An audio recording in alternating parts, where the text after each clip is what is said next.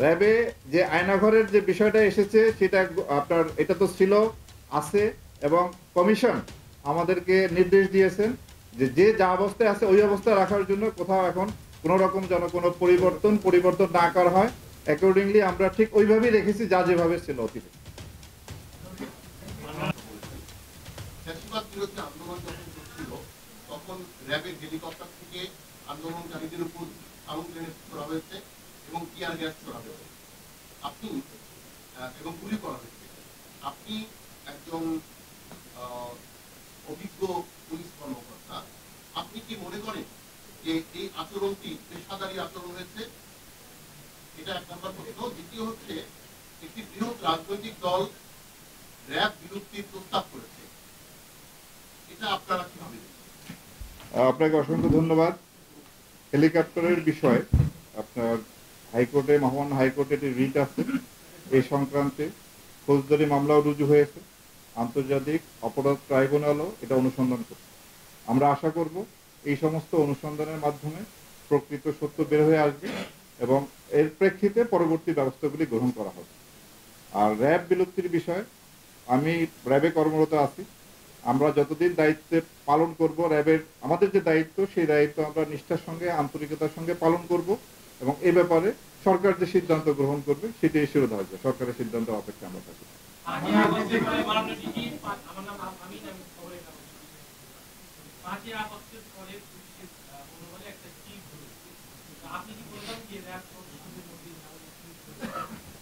আমি 8ই আগস্টে দায়িত্ব গ্রহণ করার পর থেকে 9ই আগস্ট থেকে আমরা র্যাবকে তার স্বাভাবিক দায়িত্বে আমরা মোতায়েন রেখেছি। যখন একটা শূন্যতা ছিল, পুলিশ বাহিনী তখনও কাজে আসতে পারেনি, তো আমাদের মনোবলে চিপ ধরছে এটা আমি বলবো না, আমরা যথেষ্ট উদ্যমী হয়ে আমাদের দায়িত্ব পালন করে আসছি।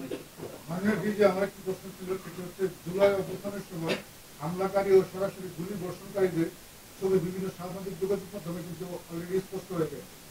তাদেরকে গ্রেফতারের বিষয়ে র্যাব অবহেলিত মানে কি অভিযান পরিচালনা করছে? আমরা এই পর্যন্ত ভিডিও ফুটেজ দেখে আপনার একজনকে আমরা দেখেছি যে 2 হাতে 2টা পিস্তল নিয়ে যে গুলি করতেছিল পাবনায়, তাকে গ্রেফতার করেছি। যাত্রাবাড়ি এলাকায় লিটন নামে একজন ছিলেন, তাকেও আমরা গ্রেফতার করেছি এবং এই পর্যন্ত সর্বমোট 30 জনকে আমরা গ্রেফতার করেছি এবং আরো যারা আছে তাদেরকে আমরা গ্রেফতারের চেষ্টা অব্যাহত রেখেছি। এইটা আমারটা নেই।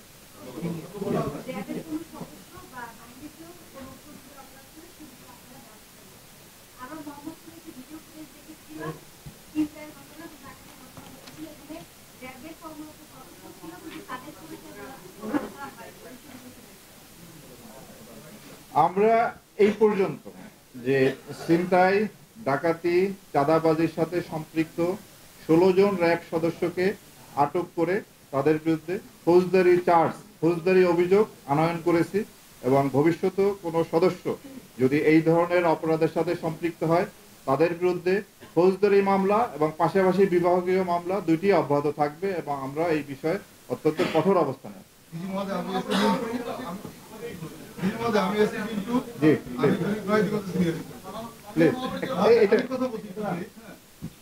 বিগত 10 বছর সবচেয়ে আলোচিত হত্যাকাণ্ডের মধ্যে রয়েছে যার মধ্যে ত্বকী হত্যা মামলা। র্যাব দীর্ঘদিন তদন্ত করে এর কোনো সুরাহা করতে পারেনি। এই ক্ষেত্রে আপনার র্যাবের কোনো গাফিলতি আছে কিনা? জি, ত্বকী হত্যা মামলায় আপনার এই পর্যন্ত আমরা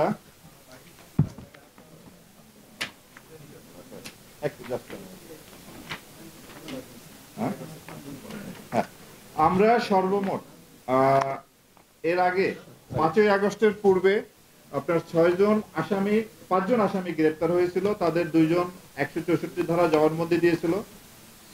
5ই আগস্টের পরবর্তীতে আমরা আরো 6 জনকে গ্রেপ্তার করি এবং এর মধ্যে একজন 164 ধারা জবানবন্দি দিয়েছে। এই মামলার তদন্তে যথেষ্ট অগ্রগতি আছে এবং আমরা এই মামলার তদন্ত দ্রুত সম্পন্ন করে আইনগত ব্যবস্থা গ্রহণ করতে সক্ষম হব।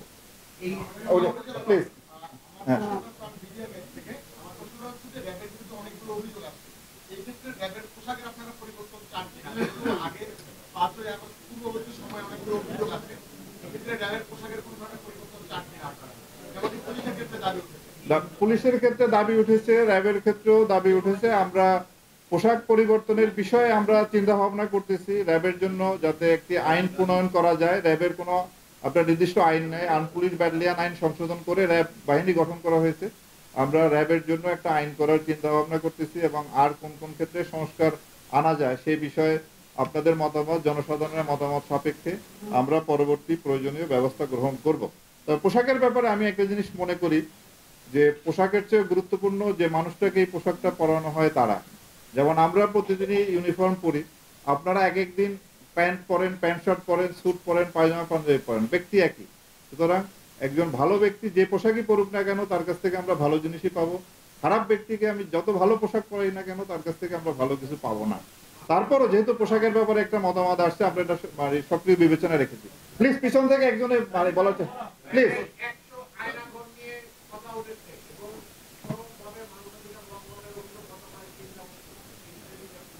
আপনার যত ধরনের অভিযোগ আছে, আপনার গুমের বিষয়, খুনের বিষয়, আয়নাঘর বিষয়, এটা গুম খুন কমিশন এটা তদন্ত করতেছেন।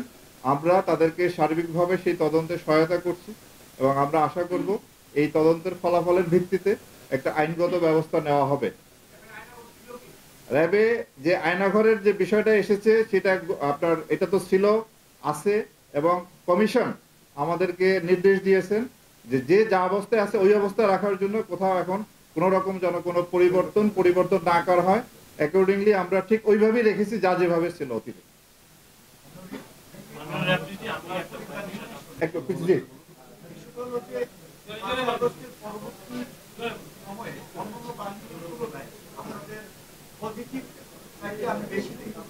ধন্যবাদ।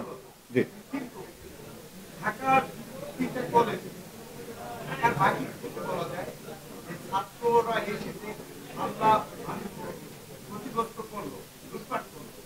পরবর্তীতে ওই ঘটনাকে কেন্দ্র করে এই ঢাকার শিক্ষা কলেজের শিক্ষার্থীরা সময় নিয়ে সরাসরি সোশ্যাল মিডিয়ায় লেখা বলে আমরা প্রতিশোধ নিয়েছি। এই যে দীর্ঘ 2 দিনের একটা সময়, এর ভিতরে আপনাদের ইন্টেলিজেন্স বা ডিপার্টমেন্ট কেন ছিল না? কেন পরবর্তীতে এই যে ক্ষয়ক্ষতি হলো 100 টাকার সম্পদ, এই ক্ষেত্রে আপনাদের ব্যর্থতা? আপনার আইন শৃঙ্খলা রক্ষার ক্ষেত্রে আপনার আগস্ট পরবর্তী পরিস্থিতি আপনারা জানেন যে এখানে আইন শৃঙ্খলা রক্ষার ক্ষেত্রে আমরা যথেষ্ট সতর্ক অবস্থায় থাকি, এবং যাতে কোনো রকম কোনো ক্যাজুয়ালিটি না হয় সেদিকে আমাদের একটা দৃষ্টি থাকে। এই ঘটনাটিতে বিপুল সংখ্যক ছাত্ররা এই ঘটনাটা ঘটিয়েছে। সেখানে যারা উপস্থিত, যারা আইন শৃঙ্খলা রক্ষাকারী বাহিনী ছিল, সেখানে আপনার পুলিশ ছিল, র্যাব ছিল, সেনাবাহিনী ছিল, সবাই আপ্রাণ চেষ্টা করেছে। এরা তো আমাদেরই সন্তান এই ছাত্ররা। সুতরাং কঠোরতম ব্যবস্থাগুলি বাস্তবতার কারণে সেখানে নেওয়া সম্ভব হয়নি, বাট পরবর্তীতে আলাপ আলোচনার মাধ্যমে এবং আইনগত প্রক্রিয়ার মাধ্যমে এর একটা সমস্যার আপাতত সুরাহা করা গেছে। বাট ভবিষ্যতের ক্ষেত্রে আমরা এই ধরনের পরিস্থিতিতে আরো সতর্ক থাকব, যাতে এই ধরনের বড় ধরনের কোনো দুর্ঘটনা না ঘটে এবং ব্যাপক ক্ষয়ক্ষতি না।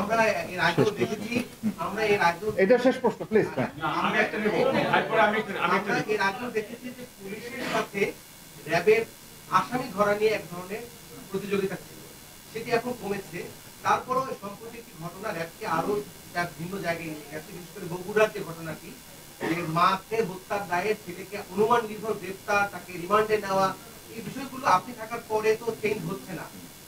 এটি আপনারা জানেন যে কাজ করতে গেলে কিছু ভুলভ্রান্তি হয়। তো আমরা এই কাজ না করলে ভুল হয় না, বাট কাজ করতে গেলে ভুলভ্রান্তির সম্ভাবনা থাকে। তো এই ক্ষেত্রে যাতে ভুলভ্রান্তি ভবিষ্যতে না হয় সেক্ষেত্রে আমরা সতর্ক থাকব।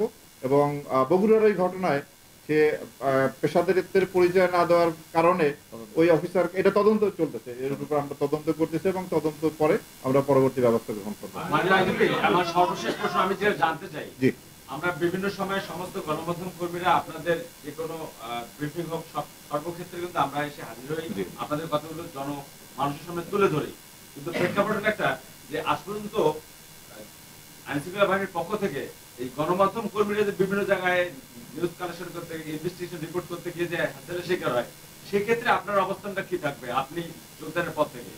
আমরা অবশ্যই গণমাধ্যম কর্মী যারা আছেন, এবং সাংবাদিকতা একটা মহান পেশা, এবং একটি গণতান্ত্রিক দেশে সাংবাদিকরা যদি সুষ্ঠুভাবে ভয়ভীতির ঊর্ধ্বে থেকে কাজ করতে না পারেন, তাহলে সেই দেশের গণতন্ত্রের কোয়ালিটি নিয়ে প্রশ্ন থেকে যায়। আমরা আশা করব আমাদের সাংবাদিক বন্ধুরা ভয়ভীতির ঊর্ধ্বে থেকে আপনাদের পেশাগত দায়িত্ব পালন করবেন এবং আপনাদের নিরাপত্তার জন্য আমরা সর্বাত্মক এবং সর্বোচ্চ অগ্রাধিকার দেব এবং প্রয়োজনীয় ব্যবস্থা গ্রহণ করব। হ্যাঁ বলেন।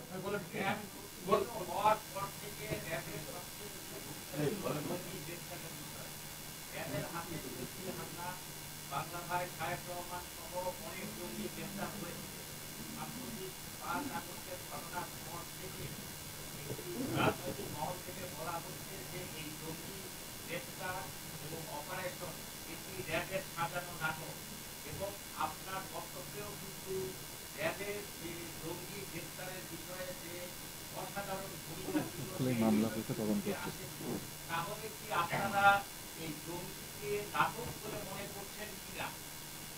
আমরা আমাদের দেশে জঙ্গিদের তৎপরতা ছিল, এটা আমরা দেখেছি। র্যাবও সেই ক্ষেত্রে কার্যকর ব্যবস্থা গ্রহণ করছে। ভবিষ্যতেও যাতে কোনোরূপ জঙ্গি তৎপরতা এই দেশে বিস্তার লাভ করতে না পারে সেজন্য আমরা সচেষ্ট আছি এবং কাজ করে যাচ্ছি। ধন্যবাদ আপনাদের সকলকে। Thank you, thank you.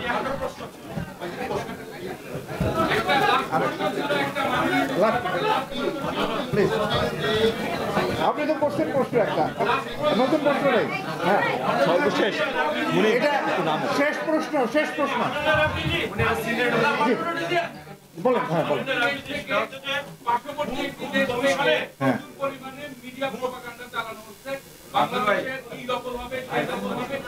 আমাদের দেশেরই কিছু দুষ্কৃতী এটাকে উস্কে দিচ্ছে, এদের বিরুদ্ধে আপনাদের কোনো আন্তর্জাতিক অপরাধ ট্রাইব্যুনালে এখন পর্যন্ত যে অভিযোগগুলো জমা করেছে এর অধিকাংশগুলো হচ্ছে র্যাব সদস্যদের বিরুদ্ধে। মূল কমিশনও যে অভিযোগগুলো আসছে ম্যাক্সিমামগুলো র্যাব সদস্যদের বিরুদ্ধে। তো এই তদন্তের ক্ষেত্রে ট্রাইব্যুনাল এবং কমিশন যদি র্যাবের কোনো সহযোগিতা চায় তদন্তের ক্ষেত্রে আপনি সেটা করবেন কিনা। দ্বিতীয়ত হচ্ছে 5 আগস্টের ঘটনায় পুলিশের মতো র্যাবেরও অনেক অস্ত্র লুণ্ঠিত হয়েছে। আপনারা কি পরিমাণ অস্ত্র লুণ্ঠিত হয়েছিল এবং কি পরিমাণ অস্ত্র আমাদের 100 সক্ষমতা না থাকার কারণে আপনারা এরই মধ্যে প্রমাণ করেছেন যে সাগররুনি হত্যা মামলা তদন্ত আপনাদের সক্ষমতা নেই। তাহলে আপনারা কেন এই মামলাটা আদালতকে জানাচ্ছেন?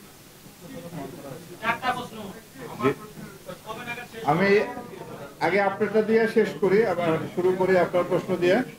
আপনার প্রশ্নটা ছিল 100, আমাদের 168টি অস্ত্র লুণ্ঠিত হয়, এর মধ্যে আমরা 90টি অস্ত্র উদ্ধার করতে সক্ষম হই, আর 12,000 অ্যামিনিশন আমাদের লুণ্ঠিত হয়, 7,000 আমরা উদ্ধার করেছি। বাকি অস্ত্র এবং অ্যামিনিশন উদ্ধারের জন্য আমাদের প্রক্রিয়া অব্যাহত আছে। আর এছাড়া এর বাইরে পুলিশেরও আমরা বেশ কিছু অস্ত্র উদ্ধার করেছি। সাগররুনির মামলার বিষয়, এটি একটি গুরুত্বপূর্ণ মামলা। এই মামলার তদন্তে আশানুরূপ ফল এখানে না হওয়ার ফলে আমরা এটা আদালতকে অবহিত করি। আদালত এই মামলা তদন্তের জন্য একটি উচ্চতর কমিটি গঠন করে দিয়েছে। এখন ওই কমিটি এই মামলার তদারকি করছে এবং আশা করি এখানে আমরা ভালো সফলতা পাবো। আমাদের একজন সদস্য আছে।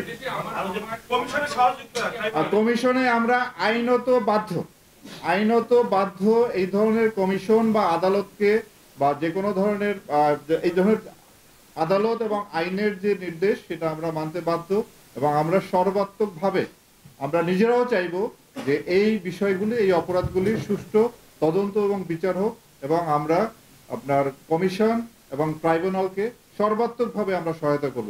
আপনাদের অসংখ্য ধন্যবাদ এখানে উপস্থিত হওয়ার জন্য। আপনাদেরকে অসংখ্য ধন্যবাদ। আশা করি আপনাদের এই সহযোগিতা আমাদের প্রতি অব্যাহত থাকবে। ধন্যবাদ।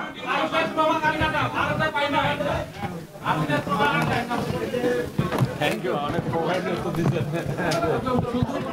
আমি চমৎকার তো দিচ্ছি। আমাদের